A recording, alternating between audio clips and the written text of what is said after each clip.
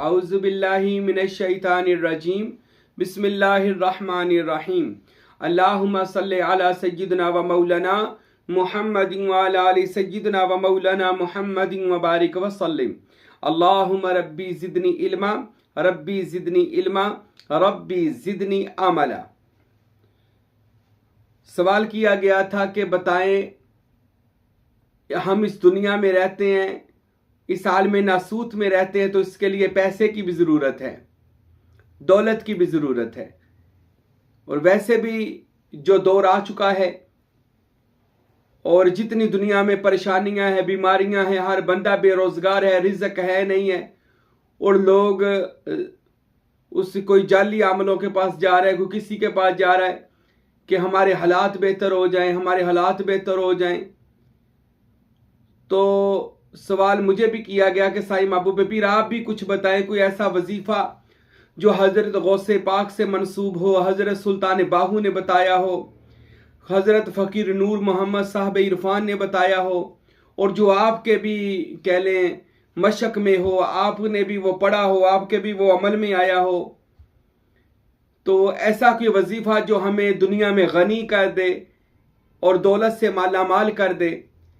तो आइए हम ऐसा आज वजीफ़ा बताते हैं ताकि आपको अल्लाह ताला, हमको अल्लाह ताला दुनिया आखिरत की दौलतों से नवाजे। ये याद रखें कि अमीर होना गुनाह नहीं है, दौलत का आना भी गुनाह नहीं है। अल्लाह ताला कुरान में इरशाद फरमाते हैं, अल्लाह और उसका रसूल जिसे चाहता है गनी कर देता है, यानी मालदार कर देते हैं। अल्लाह और उसके रसूल सल्लल्लाहु अलैहि वसल्लम, ये कुरान की आयत है कि उन्हें क्या बुरा लगा कि अल्लाह और उसके रसूल ने उन्हें गनी कर दिया।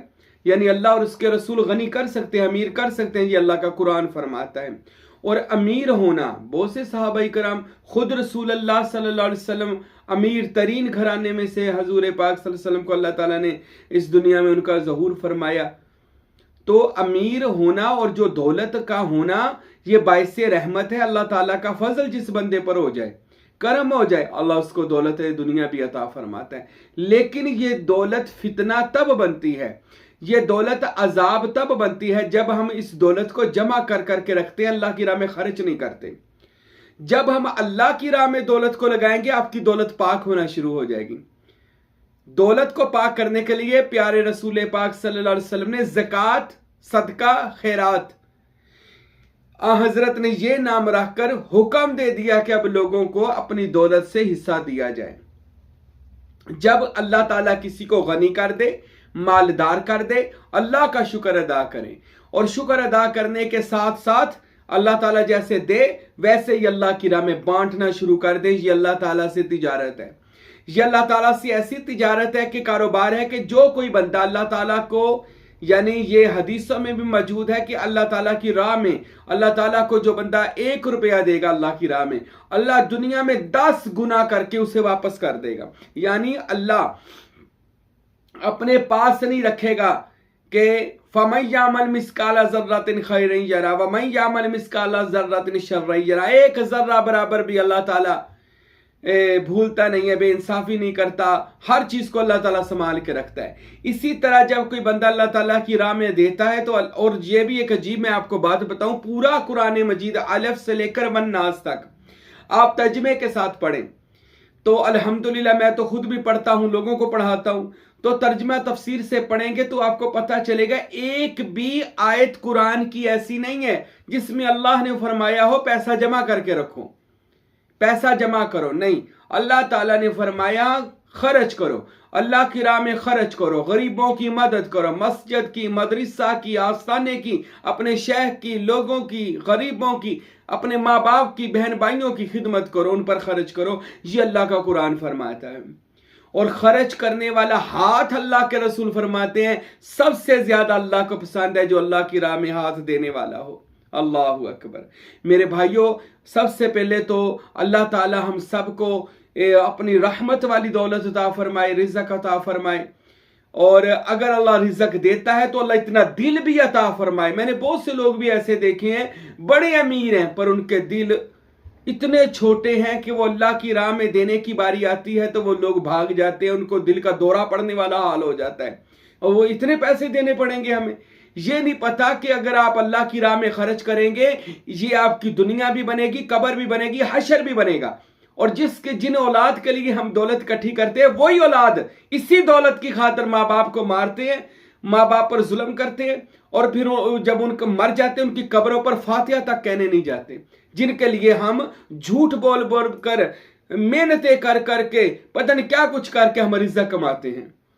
تو میرے بھائیوں، دولت مند ہونا اللہ تعالیٰ سب کو کرے۔ جو وظائف بتانے لگا ہوں آپ امیر ہو جائیں گے اگر آپ یہ وظائف اپنے دل سے کریں گے، یقین سے کریں گے، اللہ غنی کر دے گا۔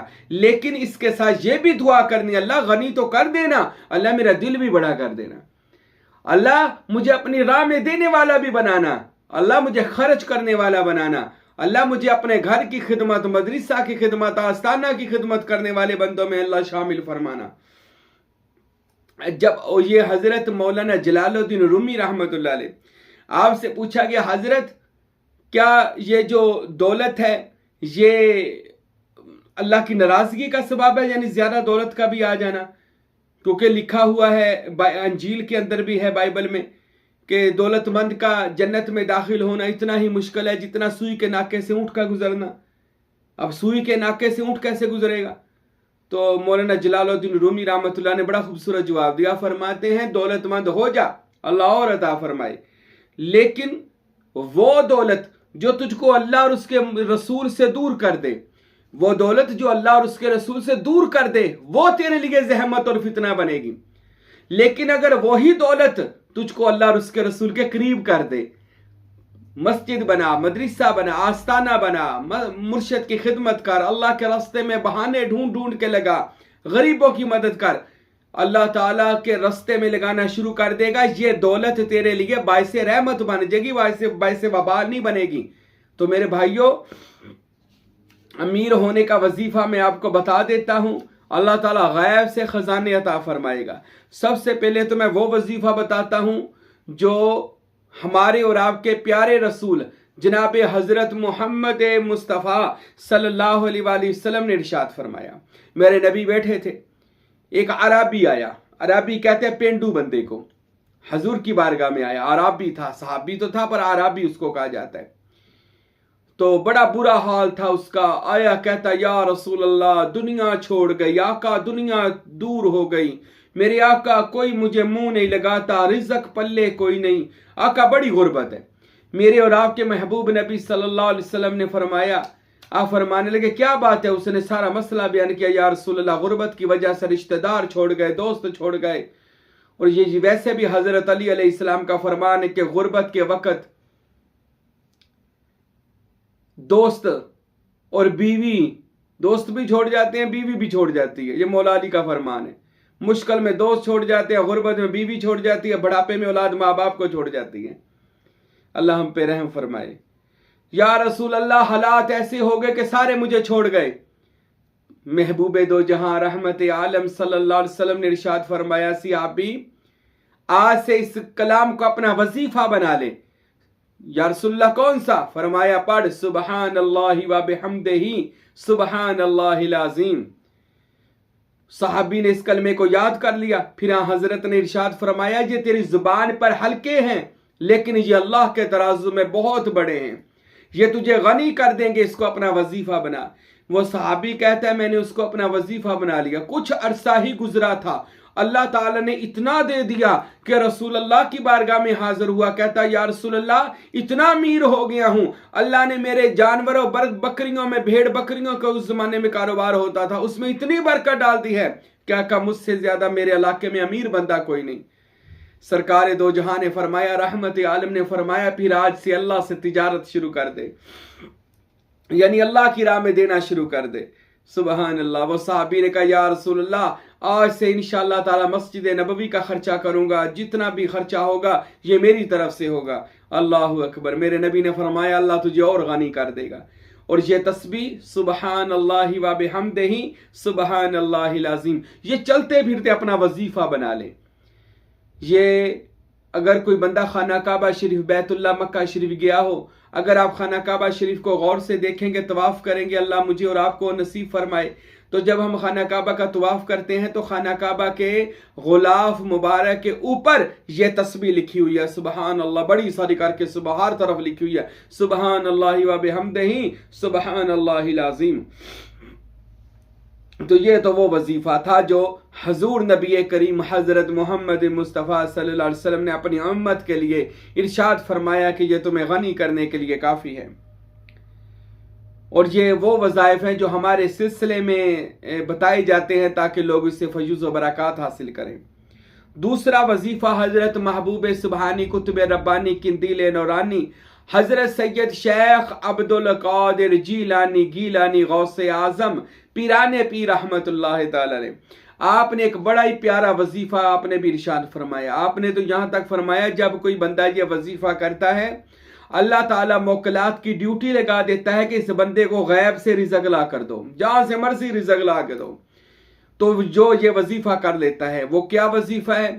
عشاء کی نماز کے بعد، فجر کی نماز کے بعد جب آپ فجر کی نماز پڑھیں، اس کے بعد نماز پڑھنے کے بعد فجر کے بعد آپ نے 10 تسبیح کرنی ہے، یا غنیو یا مغنی۔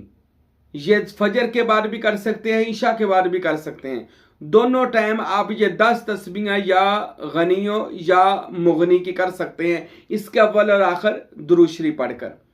اور ایک اور وظیفہ بتایا جو میرے پیر و مرشد حضرت قبلہ فقیر عبدالحمید کامل سروری قادری رحمت اللہ علیہ نے، یہ بھی منسوب ہے سلطان بہو اور غوث پاک سے، کہ غوث پاک رحمت اللہ علیہ سے خصوصاً یہ بھی منسوب ہے کہ عشاء کی نماز کے بعد 10 تسبیحیں کی جائیں، اول آخر 11 بار درود شریف، اور 10 تسبیح یا حیو یا قیوم، 1 تسبیح یا وہابو۔ یہ بھی 41 دن کا یہ وظیفہ ہے۔ جو بندہ صبح کے ٹائم یا غنیو یا مغنی پڑھنا چاہتا ہے تو وہ صبح کے ٹائم وظیفہ کر لے، 41 دن کا یہ وظیفہ ہے۔ پیر و مرشد فرماتے ہیں، سلطان باہو فرماتے ہیں، فقیر نور محمد صاحب عرفان فرماتے ہیں، اللہ تعالیٰ 41ویں دن موکلات کی فرشتوں کی ڈیوٹی اللہ پاک لگاتا ہے، اس بندے کو جہاں سے مرضی لا کر پیسے دو، رزق دو، اللہ اس کو رزق سے بے نیاز کر دیتا ہے۔ تو یہ وظیفہ صبح کے ٹائم پڑھنا ہے آپ نے فجر کے بعد، یا غنیو یا مغنی، اس کے اول آخر 11 بار درود شریف، 41 دن یہ وظیفہ ہے۔ دوسرا وظیفہ ہے عشاء کے بعد، حضور غوث پاک فرماتے ہیں کہ عشاء کی نماز پڑھو، پھر اس کے بعد 11 بار درود شریف پڑھو، اور 10 تسبیحیں کرنی ہے یا حیو یا قیوم، اور 1 تسبیح کرنی ہے یا وہابو۔ اس کے بعد پھر 11 بار درود شریف، سجدے میں سر رکھ کر اللہ سے دعا مانگ لینی ہے، مولا میرے لیے اپنے رزق کے دروازے کھول دے، تو اللہ اس پر مہربانی فرما دیتے ہیں۔ تو یہ رزق کے وہ وظائف ہیں جو آپ کو مالا مال اور امیر کر سکتے ہیں۔ یہ ایسے وظیفے ہیں زندگی میں ایک بار کر لیں، اس کے بعد اگر آپ یہ وظیفہ کر لیتے ہیں تو اس کے آپ عامل کامل ہو جائیں گے، اور پھر جب بھی کبھی یہ ایک تسبیح یا غنیو یا مغنی کہہ کر آپ دعا کیا کریں گے، اللہ آپ پر رزق کی برسات کر دے گا، رحمت کی بارش کر دے گا، اللہ تعالیٰ آپ کے لیے رزق کے دروازے کھول دے گا۔ اور سورہ مزمل شریف کو بھی صبح کے ٹائم 3 بار پڑھا جائے تو اس سے بھی اللہ تعالیٰ غنی کر دیتا ہے، صبح کے ٹائم سورہ مزمل 3 بار پڑھی جائے۔ تو یہ میرے بھائیوں دوستو جو وہ وظیفے ہیں جو صاحب عرفان نے اپنی کتاب عرفان میں لکھے ہیں، ان کے صاحبزادہ حضرت فقیر عبدالحمید کامل سروری قادری میرے شیخ نے اپنی کتاب الہامات میں لکھے ہیں، اور غوث اعظم سے منسوب ہے، اور رسول خدا رسول اللہ صلی اللہ علیہ وسلم کا بھی وظیفہ میں نے بتا دیا کہ سبحان اللہ و بحمدہ سبحان اللہ العظیم، اس کو چلتے پھرتے اپنا وظیفہ بنا لیں، تو انشاءاللہ تعالی اللہ تعالیٰ آپ پر رزق مہربان کر دے گا۔ لیکن اس کے ساتھ اللہ کی راہ میں دینا بھی ہے، یہ اللہ تعالیٰ سے تجارت ہے، یہ یاد رکھیں، اللہ دے تو اللہ کی راہ میں اتنا ہی زیادہ دینا ہے، اللہ کو گن کر یہ بھی یاد رکھیں، یہ گن کے دینا، میں نے اتنے دینے اتنے نہیں دینے، اللہ تعالیٰ بھی پھر اس بندے سے گن کے حساب لیتا ہے، کہتا ہے میں نے بھی تجھے گن کے ہی دینا ہے۔